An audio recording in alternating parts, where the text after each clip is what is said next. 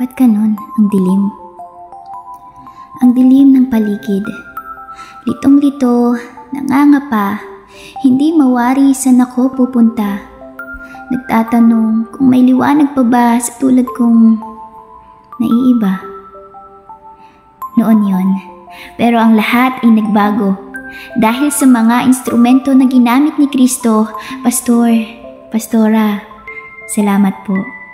Eto ako ngayon, walang takot na humahakbang.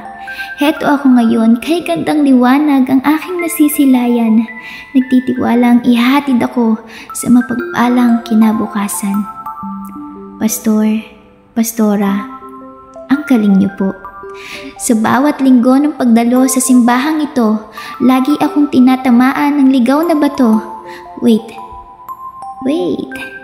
ligaw nga ba? O sadyang kilala niyo ako na bakit sa tuwing may problema at katanungan na hindi man literal na magkaharap ay napag-uusapan?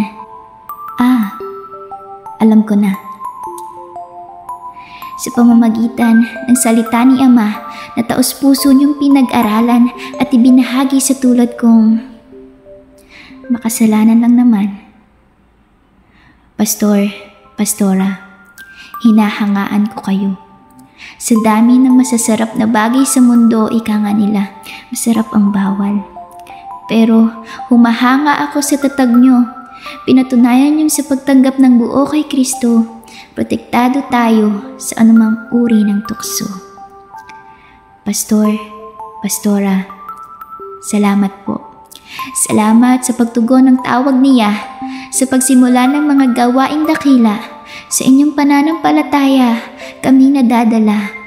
Patuloy niyo kaming nilalapitan, inaalagaan at kinagabayan upang kami makarating sa kanyang kaharian. Salamat po. Salamat po sa patuloy na pagiging instrumento, sa pag-aalay ng buhay at pagsasakripisyo, sa tulad naming hindi niyo kadugo, pero tinanggap niyo ng buo. Pastor, Pastora, salamat po.